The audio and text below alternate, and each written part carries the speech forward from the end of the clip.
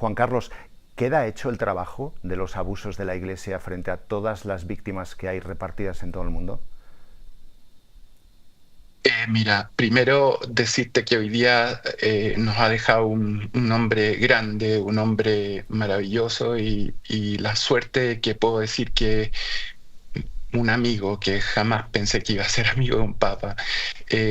A lo que tú me dices, yo creo que él le hubiera gustado hacer mucho más. Obviamente no se ha hecho todo, porque es mucho lo que hay que hacer, pero el Papa Francisco ha abierto una grieta de donde ya no se va a poder cerrar, venga quien venga. Lo que ha hecho el país fue impensable en un momento. Yo me acuerdo haber leído cosas del país con el Papa, de Íñigo, de Daniel, de Julio, escribiendo que ellos habían escrito o de víctimas o leer testimonios de víctimas horrorosos.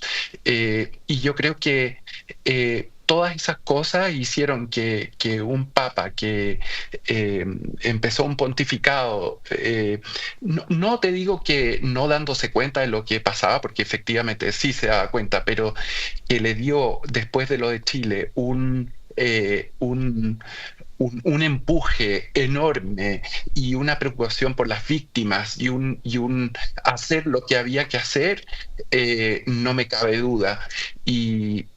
Pero que hay mucho que hacer todavía, hay mucho que hacer, pero el Papa Francisco ha pavimentado el camino. ¿Cómo era Francisco? Tú que tenías esa condición de amistad con él, ¿cómo era el Papa? ¿Cómo era como ser humano? ¿Qué recuerdo tienes hoy sobre todo de lo que fue esa amistad tuya con él? Mira, a mí me da pena todavía un poco pensar en que se fue, ¿no? Pero eh, para mí era un hombre y para el mundo, en mi caso personal, egoístamente, yo me siento como el cuento de Lázaro, ¿sabes? Como que él te sacó de la tumba, ¿sí? Y me dio una vida nueva y un propósito y cosas por las que luchar. Verlo a él también en el tema de los inmigrantes, el tema de la mujer, el tema de la comunidad LGBT, el tema de los pobres que han hablado tanto, en tantos temas que antes eran casi tabú, que no se podían hablar. Este papa de verdad que era un gigante. Y también su enorme sentido del humor y las risas y las tardes que me pasaba con él, ahí en su livingcito, riéndonos y hablando del mundo y de cosas que uno no se imagina puede hablar con un papa. Entonces yo creo que eh, no sé qué más les puedo decir que es una persona entrañable, una persona que ¿Y es cómo llegaste, Juan absolutamente Carlos, maravillosa. cómo llegaste desde ser una víctima a tener tanta intimidad con él? ¿Cómo llegaste a poder pasar tantos ratos, tantas tardes a tener esa Sí. amistad con él? ¿Dónde fue el punto de conexión en el que de ser un testigo de algo frente al Papa te conviertes en amigo? Mm. Él, el 2018 fue a Chile y todos saben, el país lo cubrió extensamente, el escándalo que hubo en Chile, que no fue nadie a verlo, que los abusos eran tremendos, que se estaba tratando de ocultar todo, que no nos quiso recibir. Y cuando él se dio cuenta y volvió a Roma y se dio cuenta y mandó esta investigación de Monseñor Scicluna y del padre Jordi Bertomeu, hicieron esta investigación tan extensiva y se dieron cuenta que los abusos eran una cosa espeluznante, y él valientemente pone un comunicado que dice: quiero pedirle perdón a Juan Carlos Cruz, a James Hamilton, a José Andrés Murillo, a todas las víctimas, y quiero que vengan y se queden conmigo y me cuenten de su propia boca lo que han vivido. Me fui al Vaticano, y mis amigos se quedaron 3 días, yo me quedé una semana con él y no sé, nació un feeling ahí que empezamos a hablar y las visitas se convirtieron una vez al mes y después hablar por teléfono cada 2 semanas. Después empecé a ir cada 2 semanas al Vaticano y me quedaba con él. Y bueno, Uh -huh.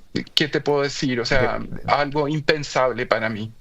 Mencionabas antes a Julio Núñez, uno de nuestros compañeros que han estado investigando sobre el tema de los abusos. Julio está también con nosotros en este programa. Julio, desde tu punto de vista, con toda la investigación que habéis llevado a cabo, ¿qué es lo que queda pendiente? ¿En qué punto queda todo esto? ¿Cuál es el trabajo que falta por hacer?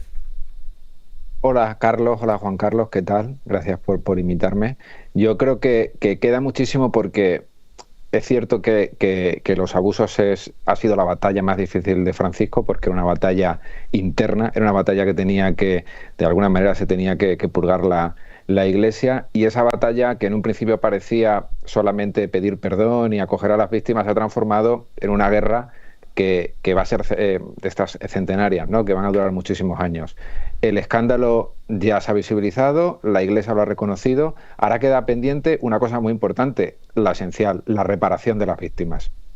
Y esto es muy complejo porque cada una de las iglesias de cada país tiene que ponerse en marcha.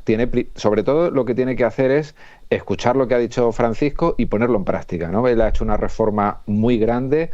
Por un lado, para investigar los casos del pasado prescritos en la justicia civil, cómo hacerlo, y luego ha dado indicaciones incluso muy detalladas sobre las reparaciones. Hace poco sorprendió diciendo que para él 50.000 euros de una indemnización monetaria le parecía poco, ¿no? En España la media era, no recuerdo muy bien, lo publicamos, pero eran unos 1.500, 2.000 euros, ¿no? Entonces queda un camino muy largo. Lo contaba muy bien Juan Carlos, de que él ha abierto una brecha, él ha roto el techo de cristal, y él ha puesto, digamos, un decálogo de lo que se debe seguir. Se deben seguir trabajando pues para matizar y para seguir adelante, pero lo que se necesita es ejecutar. La Iglesia española todavía no lo hace bien, pero hay otras iglesias que no han hecho absolutamente nada en Latinoamérica, ¿no? En Bolivia y en otros países, incluso, que aunque no sean puramente católicos, sí hay víctimas católicas, ¿no? En otros países europeos o asiáticos. Estamos viendo, por cierto, imágenes de muchos de los reportajes y documentales que hemos hecho con vosotros, con Julio, con Íñigo, sobre el tema de los abusos. Y os pregunto a los dos, aparte de la reparación, ¿existe ya en la Iglesia Católica un blindaje o unas barreras suficientemente fuertes como para evitar que los abusos se sigan produciendo, Juan Carlos? Mira, yo te diría que comparado con lo que había antes, o sea, noche y día, ¿verdad? Pero siempre hay que estar vigilante, siempre hay que estar mejorando, siempre hay que estar atentos, siempre hay que estar promoviendo ambientes seguros. Y lo que dice Julio es muy cierto, o sea, hay países en que el tema no se habla, hay obispos que en África, por ejemplo, de países africanos que yo he hablado y te dicen, no, aquí no hay esas cosas, esas víctimas, qué sé yo, y tú has hablado con 4 víctimas antes. O sea, al Vaticano a veces le da mucha rabia, al Papa no, pero al Vaticano le da rabia cuando uno dice estamos en la punta del iceberg, porque es verdad, parece que se ha hecho mucho y se ha hecho mucho, pero todavía queda mucho por hacer en países de los que no sabemos nada, en países del continente africano, en países de Asia, en la India, en Filipinas. Falta mucho todavía por hacer. ¿Y existe el riesgo de que, Julio, el Vaticano cambie de forma que este asunto se vuelva a enterrar? ¿O con todo lo que se ha hecho es ya irremediable, que lo único que puede hacerse es avanzar en la resolución y en la reparación de las víctimas? Yo creo que ese riesgo siempre está. Y de hecho este último año lo hemos visto, los derechos adquiridos se pueden perder, o sea, y lo estamos observando cada día. Está claro que ya estamos en la punta del iceberg, pero el transatlántico de la mentira y del abuso ha chocado contra él y se está hundiendo.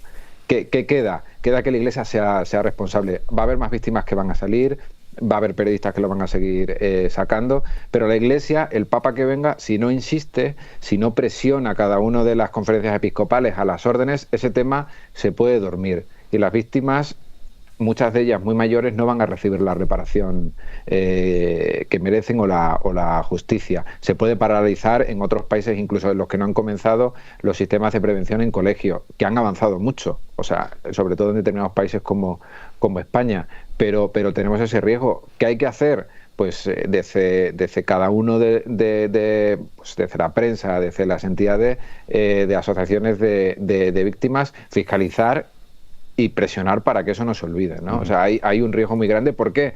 Porque hay obispos, hay cardenales, en España los hay, algunos de ellos van a votar al nuevo Papa que han encubierto casos de abusos. Entonces eso está ahí. Y esas personas, ese encubrimiento todavía no se ha castigado, que es otro tema pendiente. Encubrimiento, por tanto, ejecución de la reparación de las víctimas. Por último, Juan Carlos Cruz, en tu caso, ¿cómo te han reparado o cómo te has sentido reparado en lo que fue tu experiencia como víctima de la Iglesia? Mira, lo que dice Julio es muy, muy cierto. Yo creo que la reparación económica, que yo recibí un poco de dinero, pero me sirvió para pagar mis terapias y viajes que tenía que hacer a Chile y todas esas cosas, bien.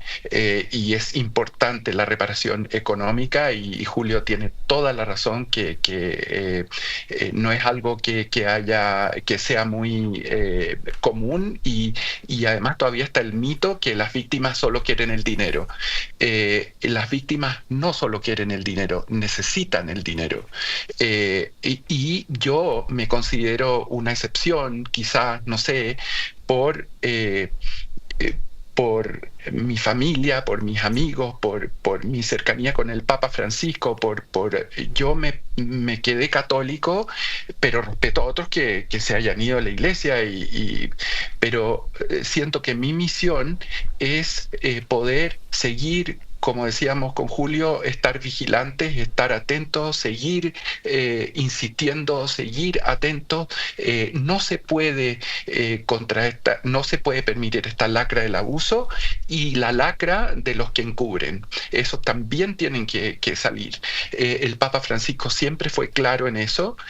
Ahora, que podría haberse hecho mucho más, por supuesto, pero es un verdadero Titanic lo que hay que hacer. Pero hay que seguir, hay que seguir. Yo me siento reparado y yo, en memoria del Papa Francisco, voy a seguir haciendo lo que tenga que hacer por ayudar a quien tenga que ser ayudado. Juan Carlos Cruz, gracias por estar en el programa, un día tan emotivo para ti también. Julio Núñez, gracias también a los dos.